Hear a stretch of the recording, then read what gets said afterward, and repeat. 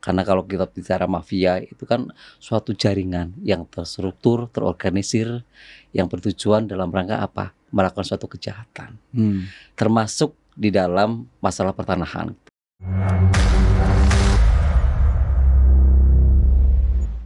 Misalkan harga rumah nilainya 30 miliar. Nah, tanda jadinya 1 miliar. Sehingga kemudian sertifikat diserahkan karena beranggapan itu adalah pembeli yang serius, diserahkan duplikat. Kemudian setelah dipegang, dicek, sertifikat yang palsu diserahkan ke yang bersangkutan. Sertifikat gitu yang asli dipegang oleh mafia. Terjadi peralihan. Setelah terjadi peralihan, modusnya bisa dijamin ke bank. Yang 30 miliar dia bisa memperoleh mungkin bisa sekitar 25-an lah ya, dengan modal 1 miliar. Yang palsu kan udah dikembalikan. Sedangkan yang punya sertifikat udah yakin bahwa ini nggak jadi, tanda jadinya hangus, dia dapat 1 miliar itu kan, tenang. Tiba-tiba suatu saat datang orang bank mengeksekusi karena tanah itu menjadi jaminan. Dan ini banyak terjadi seperti itu. Banyak tuh ya.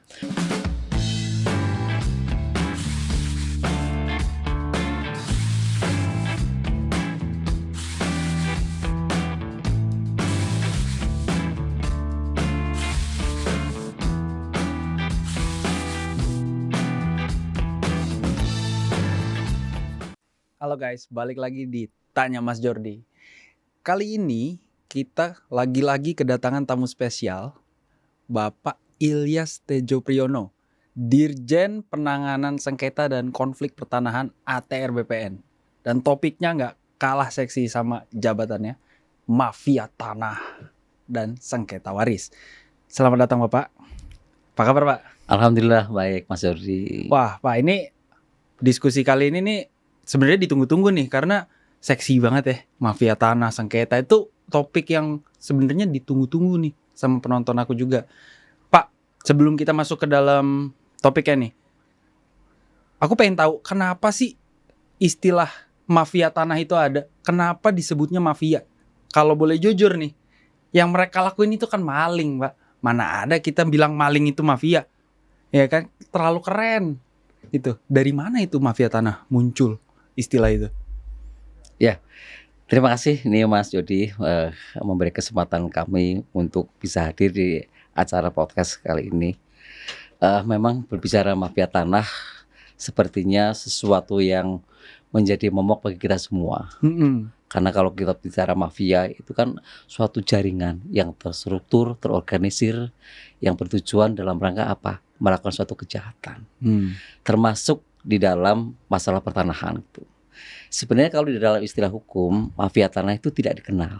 Tapi dalam praktek, dalam rangka untuk membedakan bahwa ini sesuatu yang sangat masif, terstruktur, dan menimbulkan dampak yang luar biasa, baik secara ekonomi, secara hukum, maupun juga mengganggu pembangunan dan lain-lain, maka dikatakanlah mafia.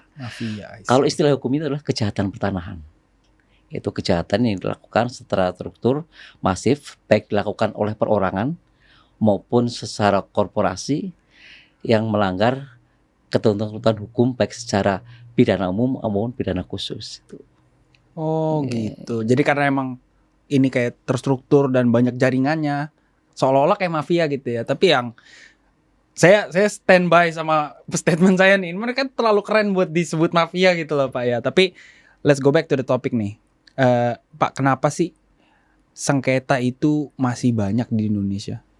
Oh iya, ya kita prihatin ya bahwa dari data yang ada di kita bahwa sengketa, konflik, perkara maupun mafia tanah itu menunjukkan dinamika yang terus meningkat. Sebagai gambaran lah, kami mencatat di tahun 2021 itu dari seluruh Indonesia dari kasus yang masuk itu sekitar 4.000. Tetapi di tahun 2025 itu meningkat menjadi sekitar hampir 8.000 kasus pertanahan. Nah, kasus pertanahan itu harus kita bedakan menjadi 4 ya. Pertama, sengketa. Sengketa kasus pertanahan yang dimensinya tidak luas. Misalkan sengketa permasalahan pertanahan antara orang per orang, orang dengan korporasi, tapi yang tidak berdimensi luas. Itu banyak terjadi ya. Kemudian yang kedua konflik.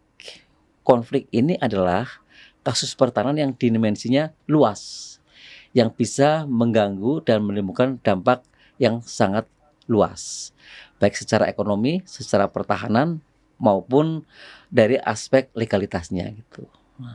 Dan kemudian yang ketiga perkara, permasalahan kasus pertanahan yang diselesaikan melalui litigasi, yaitu lembaga peradilan. Dan yang keempat, ini yang sedang hangat-hangatnya, salah satu yang tadi dibahas adalah berkaitan dengan mafia tanah atau kejahatan pertanahan.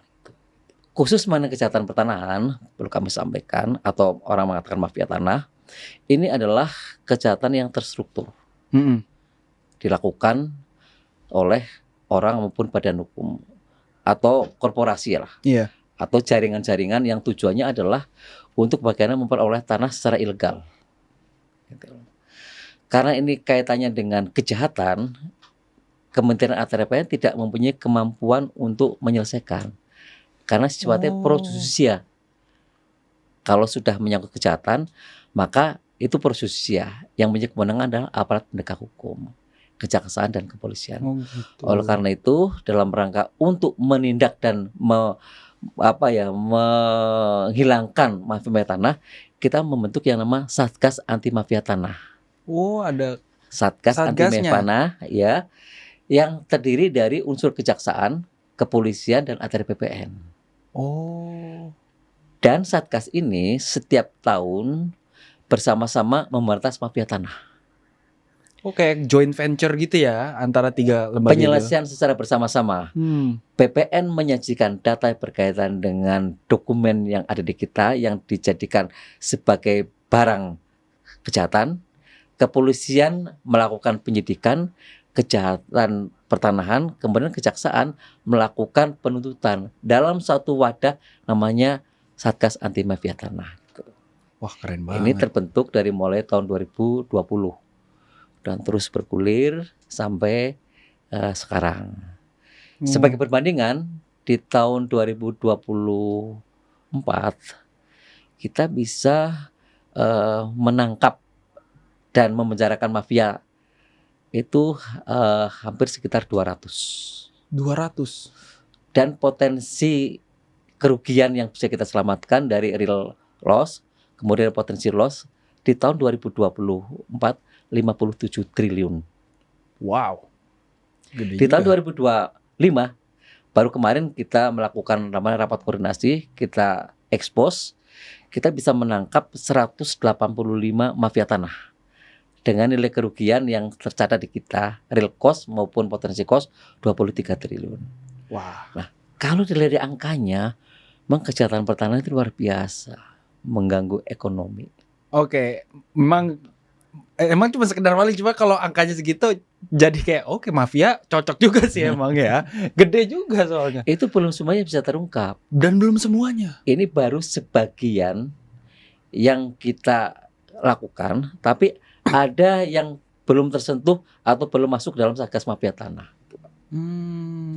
Pak, kalau kita runut lagi nih, ciri-ciri kasus yang bisa dikategorikan sebagai kejahatan mafia tanah tuh kayak gimana sih kasus-kasusnya? Iya, ada kewenangan BPN, ada kewenangan aparat hukum, ada yang dikolaborasikan, elaborasi itu. Kalau BPN itu menyelesaikan yang berkaitan dengan administrasi.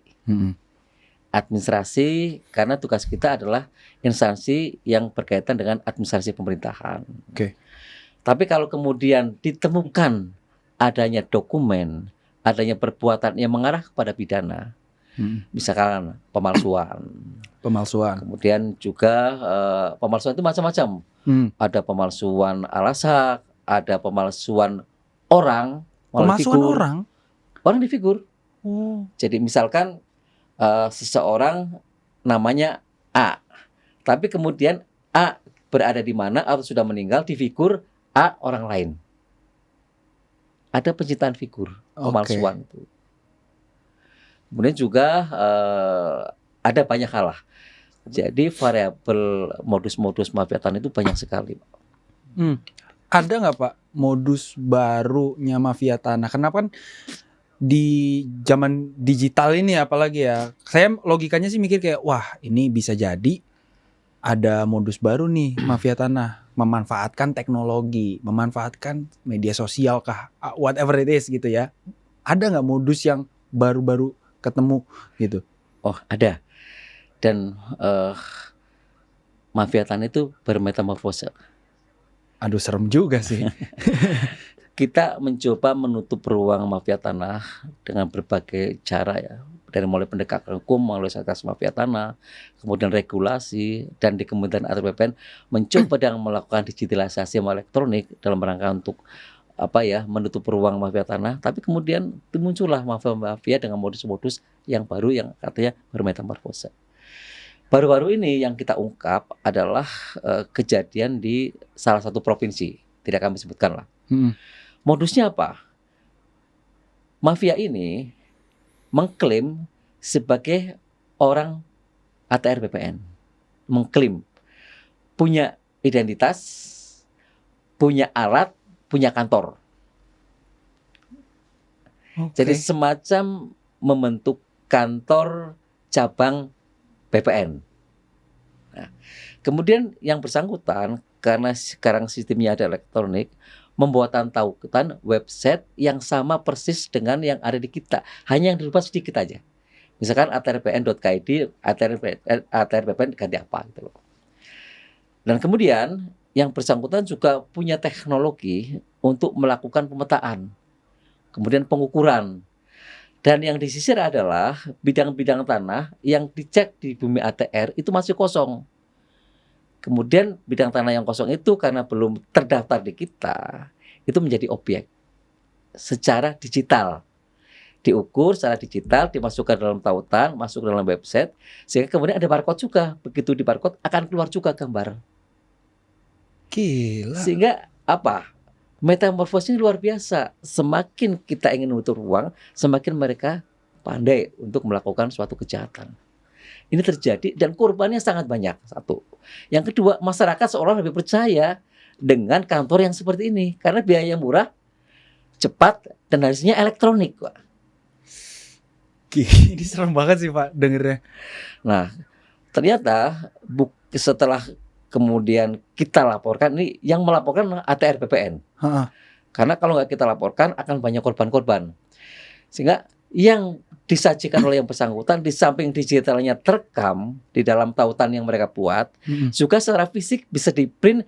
Kalau disandingkan dengan sertifikat elektronik fisiknya itu sama, sehingga tidak bisa dibedakan. Tapi pada saat dicek ke BPN tidak bisa. Tapi saat ke website mereka ya seolah menjadi benar. Nah, karena kejahatan yang luar biasa, maka kami jajaran ATR BPN yang melaporkan.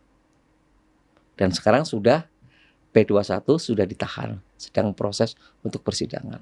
Nah, kemudian siapa pengguna dari kejahatan ini? Ternyata banyak korporasi.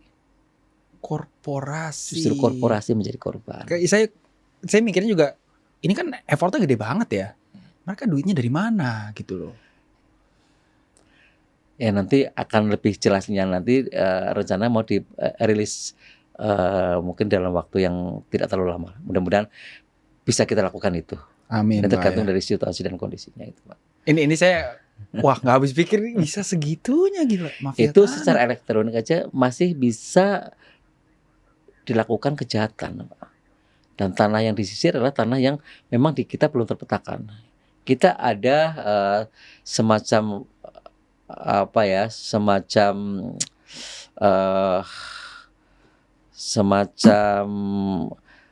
website ya, yang bisa diakses oleh masyarakat untuk mengetahui bidang tanahnya. Jadi mereka pakai itu, data dari situ. Begitu dicek, namanya sentuh bumi ATR ya. Bumi ATR ya. Iya, itu begitu diklik akan ketahuan bidang-bidang tanah mana yang belum bersertifikat. Itu yang disisir adalah itu. Disisir sama dia mana yang kosong nih, mana yang belum terdaftar, hajar. Wah. Itu kejadian salah satu provinsi. Setelah dilakukan penyidikan oleh pihak kepolisian, ternyata sudah menyebar ke tempat-tempat yang lain, provinsi yang lain. Sehingga kita dengan cepat melaporkan dan sekarang dalam proses hukum untuk mempertanggungjawabkan perbuatannya. Oke. Dan saya bersyukurnya apa? Tidak ada sama sekali keterlibatan ATR BPN. Ini murni kejahatan yang dilakukan setelah organisir melalui jaringan seperti itu. Gila. Nggak habis pikir saya. Tapi Pak, balik lagi nih ke topik nih. Kalau sekarang kan kita sering encounter kasus-kasus kayak tumpang tindih, ya kan? Itu BPN tuh gimana caranya buat tentuin mana nih yang sah, mana yang enggak, gitu loh. Apa dari tahun terbitnya kah, yang dulu-duluan yang mana? Gimana Pak SOP-nya? Mestinya ada gium atau azas yang berlaku dalam sistem pendaftaran tanah kita kan, satu bidang satu sertifikat. Sehingga kalau ada satu bidang lebih dari satu sertifikat atau satu objek lebih dari berapa subjek, pasti ada yang salah.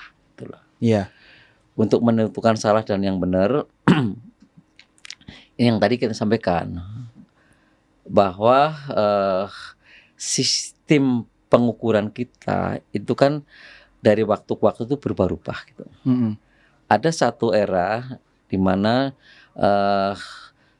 berlakunya Undang-Undang 5 tahun 60, kita juga mencoba untuk melakukan pendaftaran tanah, tapi tidak saat itu tidak dilengkapi dengan fasilitas yang ada. Sumber dayanya tidak kurang, kemudian fasilitasnya kurang dan lain-lain, sehingga pada saat itu kita bisa menerbitkan namanya sertifikat sementara, sertifikat tanpa gambar, sertifikat mengutip gambar dari desa dan lain-lain. Tapi kemudian muncul nomor sertifikat.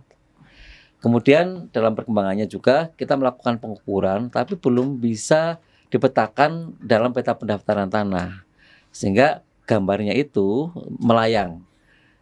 Nah, itu terjadi penerbitan sertifikat di tahun 1961 sampai 1997. Lah menyadari itu, maka kemudian keluarlah namanya PP 24 tahun 97 yang mencoba melakukan pemetaan bidang-bidang tanah dalam satu peta. Dulu petanya itu tidak satu, kadang dibawa petugas ukur, kadang dibawa kemana, sehingga tersebar dalam peta. Nah, yang diterbit tahun di bawah 97 itulah yang kemudian masih melayang-layang, belum bisa didudukan.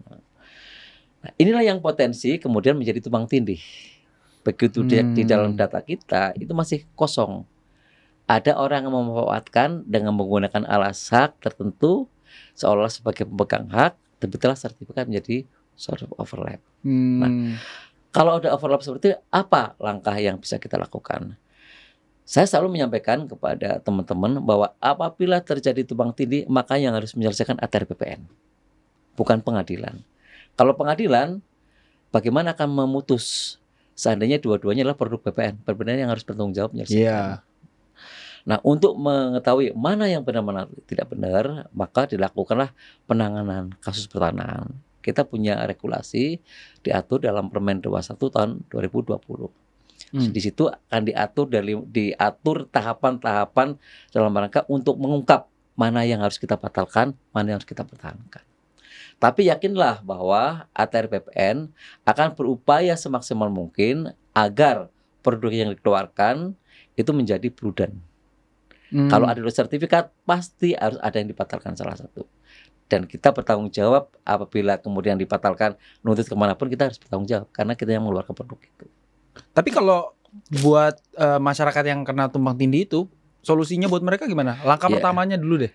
Langkah yang pertama, karena BPN yang mempunyai kewenangan untuk melakukan administrasi pertanahan, ya mengajukan permasalahan kepada ATR BPN. Oke, datang ke kantor. Bahwa bidang tanah kami ternyata tumpang tindih atau ada pihak lain yang mengklaim sebagai pemilik tanah itu. Lalu nanti kita melakukan penanganan yang tadi kami sampaikan, diatur dalam Permen 21 tahun 2020 mengenai penyelesaian dan penanganan kasus pertanahan. Oke. Itu udah tahapan-tahapannya. Termasuk akan diuji bagaimana riwayat perolehan tanahnya, namanya pengujian data tekstual, bagaimana kedudukan bidang tanah itu, namanya data spasial. Pasti ada petunjuk. Suatu bidang tanah disertifikatkan pasti ada riwayat. Riwayat itu pasti dua. Pertama perolehan, yang kedua letak bidang tanah. Pak Dirjen, ini kita mau masuk ke isu keluarga nih. Ya kan banyak nih masalah warisan yang kita terima di komen juga ya. Tapi boleh tahu nggak Pak, kesalahan yang sebenarnya sering terjadi nih yang dilakukan oleh si pemilik tanah kayak orang tuanya gitu ya, yang dilakukan sehingga anak-anaknya tuh ribut gitu loh. Apa Pak kesalahan yang paling sering dilakukan sama masyarakat? Iya, yang pertama mestinya orang tua kalau punya aset diinformasikan ke anak-anaknya Oke. untuk, bisa diketahui bahwa orang tua punya aset tanah di mana saja gitu. Komunikasi lah ya. Dikomunikasikan dengan anak-anaknya. Oke. Karena kalau, tidak diinformasikan atau hanya, diberitahukan kepada salah satu tidak secara keseluruhan, Mm-mm. ya itu biasanya, awal dari permasalahan ada di situ setelah orang tuanya meninggal. Oke. Nah, itu bisa dilakukan antara kan tadi komunikasi sama anak-anaknya. Kalau wasiat membantu nggak tuh? Iya, wasiat sangat membantu. Oke.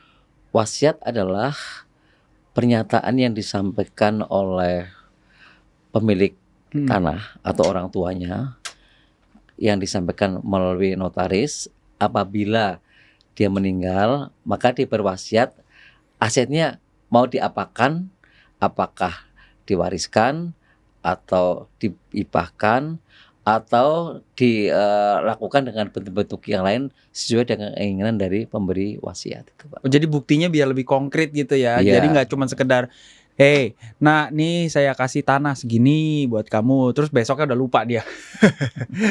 Oke. Nah, pertanyaan selanjutnya ini tentang warisan juga. Ini tentang orang yang lagi sengketa nih. Salah satu ahli warisnya ngejual tanahnya tanpa sepengetahuan atau persetujuan saudara-saudaranya. Nah, ini BPN memitigasi ini gimana? Ya, BPN tidak bisa memitigasi ya. Oh, gitu. Berkaitan dengan bukti-bukti material yang disampaikan kepada ATR BPN. Tugas BPN adalah melakukan pendaftaran tanah, baik itu peralihan, pendaftaran tanah pertama kali, pemasangan hak tanggungan, itu bersifat formil. Oke. Syarat-syarat formil apa yang bisa dipenuhi atau disyaratkan kepada masyarakat mengenai perbuatan atau perbuatan hukum apa yang akan dilakukan.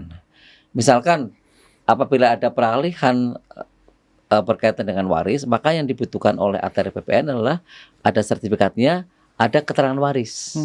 Nah, apakah keterangan waris yang dibuat oleh salah satu ahli waris itu menggambarkan kepada seluruh ahli waris? BPN tidak mempunyai kemampuan sampai ke sana. Oke. Tapi BPN hanya melihat apakah terhadap persyaratan formil itu terpenuhi apa tidak. Itu, Pak. Tapi solusinya untuk masyarakat itu yang sedang sengketa kayak gitu gimana, Pak? Nah, apabila kemudian ternyata dibuktikan di kemudian hari bahwa ada ahli waris yang tidak dicatatkan di dalam sertifikat, berarti ada ahli waris yang disembunyikan. Disembunyikan karena keterangan warisnya tidak masuk di dalam surat yang dimohonkan untuk proses peralihan ke BPN, Pak. Oh gitu. Ya. Jadi misalkan gini, yang tadi kita sampaikan dari awal, sebaiknya orang tua kalau punya aset sampaikan kepada anak-anaknya. Jangan sampai hanya disampaikan kepada salah satu ya. anaknya. Ini bisa terjadi anak ini yang diberitahu, bapakmu punya tanah di sana. Ya. Karena dianggap ahli waris yang tidak tahu, maka dia membuat keterangan dialah satu-satunya ahli waris. Dimasukkan ke BPN. BPN kan tidak bisa memverifikasi berapa ahli warisnya. Baru ketahuan di kemudian hari ketahuan bahwa ini adalah orang tuanya. Yang harusnya ahli waris lain juga memperoleh hak yang sama. Tapi karena anak yang nakal ini tidak mencantumkan ahli waris yang lain, dia membuat ahli waris seolah-olah sebagai ahli waris tunggal, maka yang tercatat sebagai subjek hak di ATR BPN adalah ahli waris yang mengajukan permohonan itu. Nah, ini salah satu sengketa waris. Harusnya kan tidak, gitu. Iya. Kalau dibuat keterangan waris yang benar. Nah, ini termasuk tindak pidana kejahatan. karena menghilangkan ahli waris yang lain, seolah dialah satu-satunya ahli waris. Tapi taruh lagi nih kasusnya si ada A, B sama C gitu ya. Tiga-tiganya nih ahli waris, ya kan? Dan udah ada di dalam listnya gitu ya. Tapi yang A nih nggak setuju kalau tanahnya mau dijual. Cuman akhirnya B sama C ngejual gitu kan. Nah si A nih bisa nggak nih ngeblokir sertifikat ini? Ya bisa. Nah pertanyaannya berarti syaratnya untuk ngeblokir itu gimana caranya? Ya syaratnya pertama ada syarat-syarat formal ya. Hubungan hukum antara tanah dan orang yang blokir. Ini hubungan hukum kan ada sebagai salah satu ahli waris. Nah, untuk menghindari ahli waris menjual, maka dia memblokir. Tidak bisa dilakukan tanpa persetujuan dari ahli waris yang lain. Kecuali ya terhadap bidang tanah tersebut dilakukan namanya akta pemisahan harta bersama. Dibagi. Dari misalkan dia punya tanah atau rumah dengan luas tertentu bisa dibagi menjadi 3. Sehingga bagian yang tidak setuju, bagian ya ini yang setuju dijual, bagian ini gitu. Bisa dilakukan dengan catatan dilakukan akta pemisahan harta bersama atau APHP. Pak, kalau misalnya ini saya ambil reka adegan ya. Saya mau beli tanah nih, ya kan, beli tanah tapi statusnya tuh warisan. Gitu, tanah waris lah ya. Nah, itu dokumen atau hal-hal apa aja yang harus saya ketahui sebelum saya beli itu supaya saya tuh nggak keseret sengketa warisan gitu loh sebelum saya beli. Ada nggak Pak tips and tricks gitu? Jadi sebelum kita melakukan perbuatan hukum, pertama dilakukan pengecekan terhadap sertifikat. Apakah sertifikat yang dipegang oleh ahli waris atau kuasa ahli waris tercatat nggak di ATR BPN? Jadi sampaikan bahwa ada beberapa sertifikat yang tidak tercatat. Ternyata sertifikat zaman ke bank, dia bikin duplikat dengan menggunakan jasa seorang yang tidak bertanggung jawab gitu. Cek. Setelah betul sertifikatnya itu dicek, kemudian subjek haknya siapa? Subjek haknya adalah orang tua dari ahli waris. Ahli waris kan bisa terjadi ahli waris istri atau suami. Kalau yang meninggal suami berarti ahli warisnya istri beserta anak-anaknya. Kemudian dicek lagi, yang menjual ini mempunyai kualitas hukum sebagai penjual apa tidak.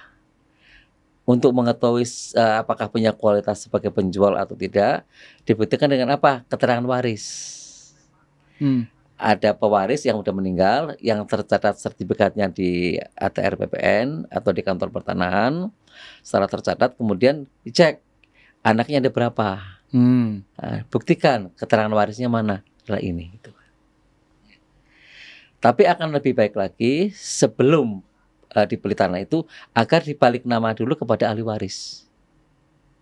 Setelah pernah kepada ahli waris, maka apabila memang berminat terhadap tanah itu, maka dilakukan pembelian dengan persetujuan semua ahli waris, tanda tangan di hadapan akte pejabat akte pembuat tanah. Misalnya itu aman. Pertama. Kemudian kedua, bukan hanya dilihat dari suratnya saja, tapi juga cek fisik lapangannya. Suratnya lengkap, ahli warisnya lengkap, di BPN benar. Begitu kita lapangan ternyata dikuasai orang lain. Bisa saja terjadi seperti itu. Sehingga bukan hanya dari segi legalitas formal dalam bentuk norma atau subjek yang benar, tapi juga fisik lapangan juga dicek juga. Jadi ada 2 tuh ya. Pertama dokumen ya, jelas tadi udah disebutin. Terus kedua ini fisiknya. Karena bisa jadi permasalahannya bukan di dokumennya, itu di lapangan. Ternyata gitu ya. Itu dikuasai oleh orang lain. Pak, ini ada kasus unik. Aku nggak mau sebut nama deh ya. Tapi jadi ceritanya nih dia terima warisan, ya kan. Terus dia protes nih, kok saya terima warisan, saya disuruh bayar pajak, gitu. Emang benar yang namanya warisan itu harus bayar pajak, Pak?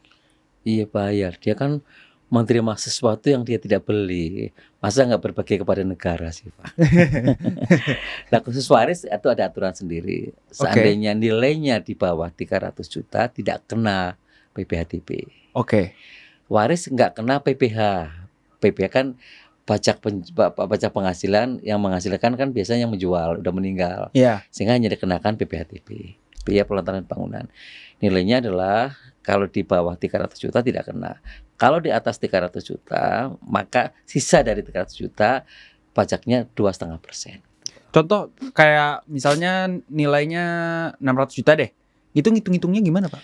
Ya 600 juta dikurangi 300 juta kan tinggal 300 juta. 300. Taruh 2,5%. Kali 2,5%. Oh. Ya berikan ke negara, kan punya hak memperoleh tanah gitu lah, walaupun dari warisan, tapi kan dia memperoleh sesuatu, berbagi ke negara untuk dibagi kepada rakyat yang lain gitu lah. Oke. Tapi kalau tanah wakaf gitu ada pajaknya juga nggak? Oh enggak. Kalau wakaf kan untuk kepentingan sosial, untuk kepentingan peribadatan, untuk kepentingan agama. Oke. Atau kepentingan. Jadi free of tax gitu ya? Iya.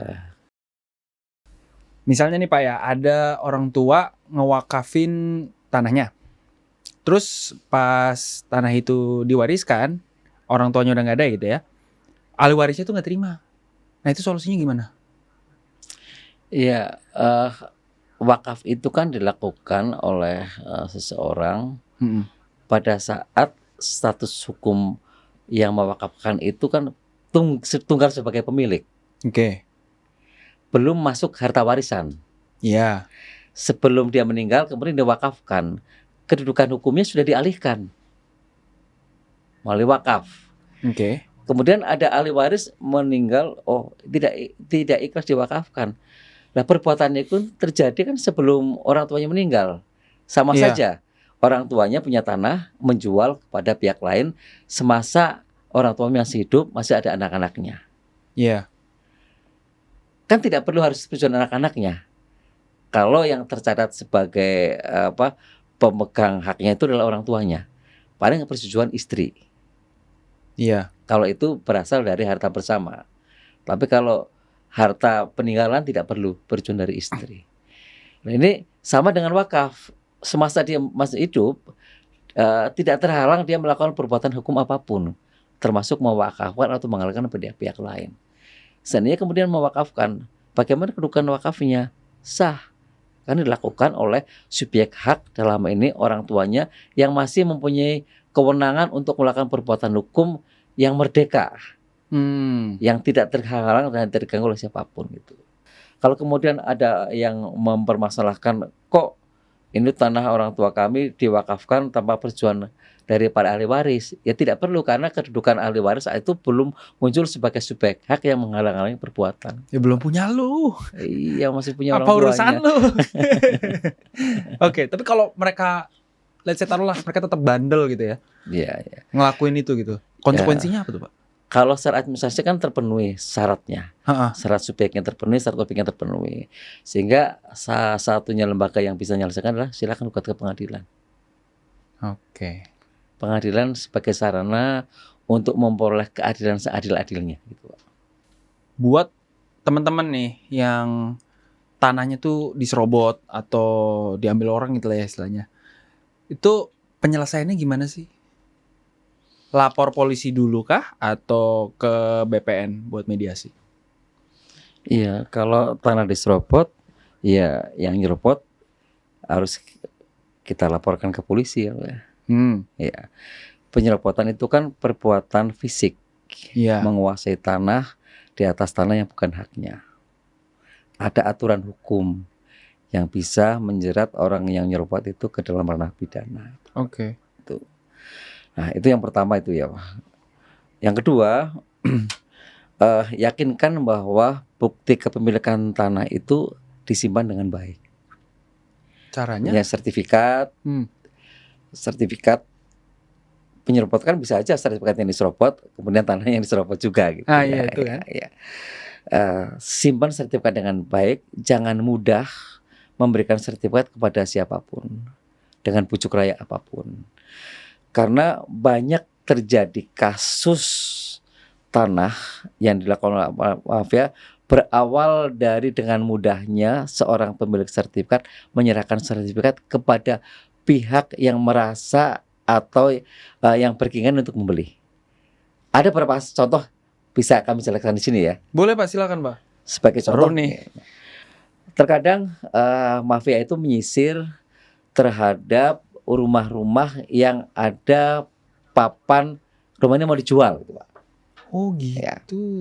Kemudian mafia tanah ini datang ke rumah tersebut menawarkan minat untuk beli tanah.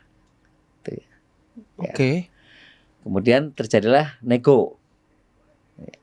Ini yang kita tangani ya. Ha. Terjadi negosiasi, terjadilah deal angka.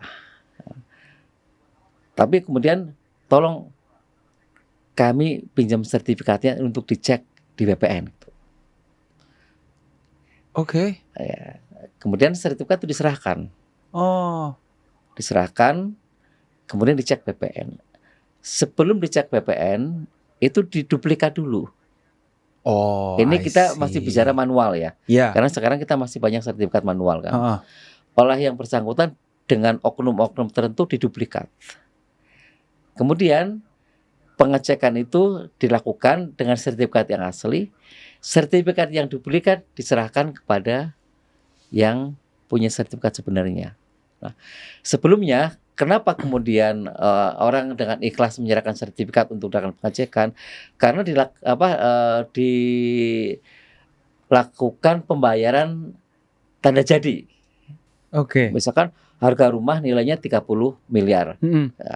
Tanda jadinya 1 miliar. Sehingga kemudian sertifikat diserahkan karena beranggapan itu adalah pembeli yang serius, diserahkan. Duplikat. Kemudian setelah dipegang, dicek, sertifikat yang palsu diserahkan ke yang bersangkutan. Pemiliknya sertifikat gitu kan? yang asli dipegang oleh mafia. Nah, sertifikat yang asli yang mafia ini kemudian dilakukan perbuatan hukum dengan melakukan figur. Maksudnya gimana? Figur. Jadi yang tercantum di sertifikat misalkan nama A. Misalnya saya Mas Jordi gitu. Mas Jordi misalkan ya. Kemudian ada orang yang difigur Mas Jordi. Datang ke notaris, mengaku Mas Jordi sebagai pemegang sertifikat dan sertifikat udah dicek di BPN kan? Iya. Udah asli. Kemudian difigur, ini saya namanya Mas Jordi. Saya yang punya sertifikat ini. Ngaku-ngaku gitu ya? Ngaku-ngaku, datang ke notaris. Notarisnya pun kadang-kadang notaris yang dikondisikan. Sehingga kemudian terjadi peralihan. Oke. Terjadi peralihan, setelah terjadi peralihan, modusnya bisa dijamin ke bank. I see. Yang 30 miliar ya bisa memperoleh mungkin bisa sekitar 25-an lah ya. Dengan modal 1 miliar. Karena dia pinjam kredit dengan sertifikat asli kan? Dokumen asli semua kan? Yang palsu kan udah dikembalikan. Sedangkan yang punya sertifikat udah yakin bahwa ini nggak jadi, tanda jadinya hangus, dia dapat 1 miliar itu kan. Jadi tenang. Tiba-tiba suatu saat datang orang bank mengeksekusi karena tanah itu menjadi jaminan. Dan ini banyak terjadi seperti itu. Banyak tuh ya. Oleh karena itu saran kami, pesan kami, hati-hatilah berhadapan dengan calon pembeli. Oke. Hati-hati, harus betul-betul di profil apakah yang bersangkutan betul-betul mau membeli atau mau menipu.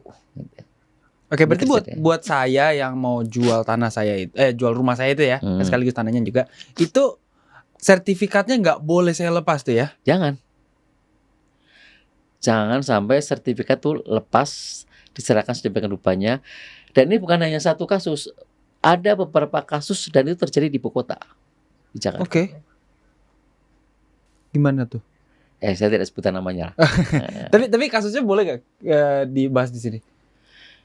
Ya, kasusnya kemudian terjadilah proses tanah tersebut beralih dipasang tanggungan. Oke. Kemudian bingung kan, kami tidak pernah merasa pinjam uang, tidak dieksekusi, baru tahu. Padahal dia melakukan laporan ke pihak kepolisian. Nah, ada 2 modus yang dilakukan mafia. Pertama dijamin ke bank, yang kedua dialihkan kepada pihak lain. Pihak lain siapa? Seolah-olah pembeli yang beretikat baik, padahal bagian dari mafia juga.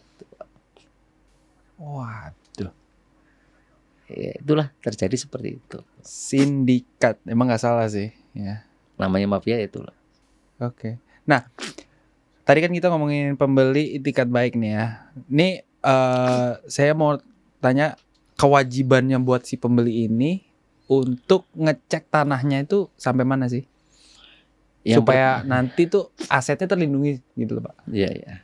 Yang pertama sebelum menyarankan ya, sebelum membeli tanah harus dicek dulu apakah legal standing dari yang menjual itu betul-betul mempunyai kedudukan hukum yang benar, tercatat di dalam sertifikatnya. Kemudian setelah itu dilakukan pengecekan ke PPN, ternyata betul enggak. Kalau betul, kemudian juga dicek fisiknya seperti apa. Oke, dok yang tadi ya, Iya. dokumen dan fisik Fisik lapangannya ya. gitu kan. Seandainya itu ternyata betul, kemudian juga pajak-pajaknya betul apa enggak. Kalau itu rumah betul enggak IMB-nya dan lain-lain itu.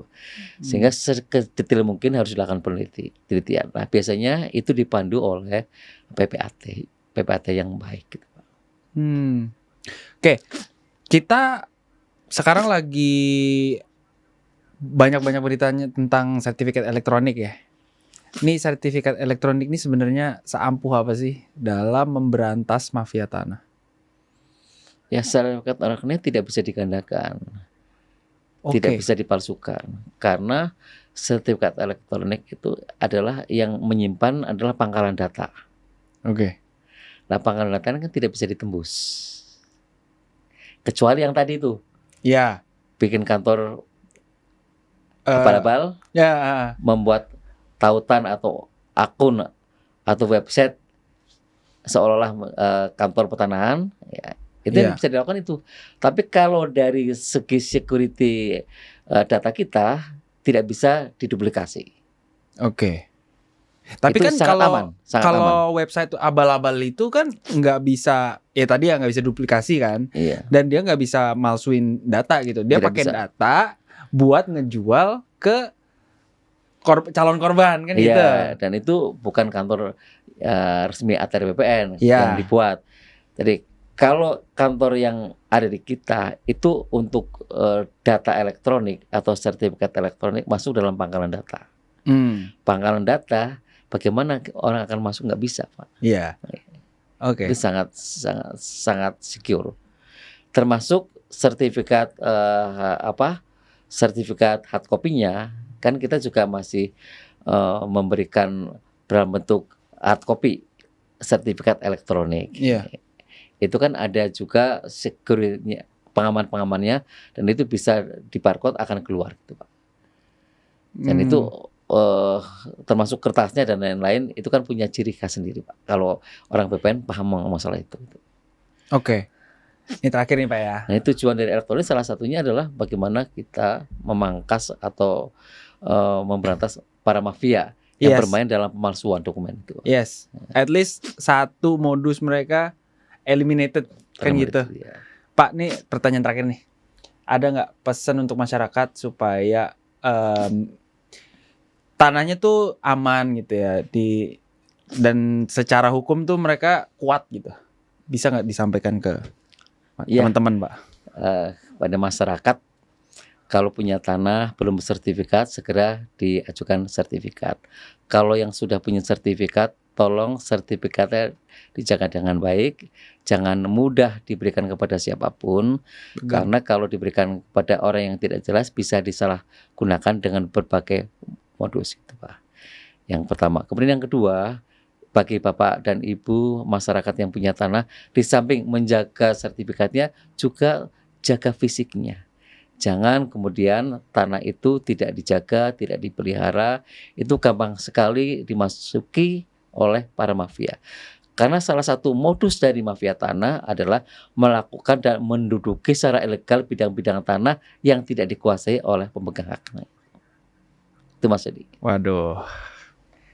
Ini jujur ya, kalau kita bisa ngobrol lebih lama lagi saya pengen sih. Karena seru banget dari tadi nih. Nggak habis-habis nih, bisa 7 hari 7 malam kita nggak berhenti nih, Pak ya. Cuma Kita cukup sekian dulu podcast kita hari ini. Terima kasih banyak Pak Tejo bisa datang ke podcast ini. Kita jadi lebih terbuka wawasannya, ngasih edukasi, informasi gitu ya. Ini priceless banget deh Pak ya. Terima kasih banyak sekali lagi. Udah, saya tahu Bapak sibuk dan mau nyisihin waktu buat kami itu luar biasa sekali. Thank you so much untuk datang. Dan teman-teman, kalau ada topik yang mau kalian bahas, komen di bawah. Nanti gue panggilin narasumber yang tepat. Terima kasih banyak untuk nonton sampai ujung episode ini. Dukungan kalian sangat membantu channel kita. Keep supporting Tanya Mas Jordi. Dan share juga ke teman-teman kalian supaya gak ketinggalan infonya. Kepo soal tanah, tanya siapa lagi? Tanya Mas Jordi lah. Terima kasih banyak Pak Tejo.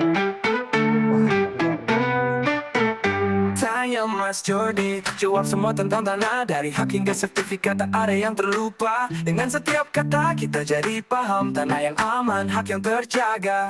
Tanya Mas Jordi, jawabannya jelas. Bersama kita belajar, tak ada yang ragu.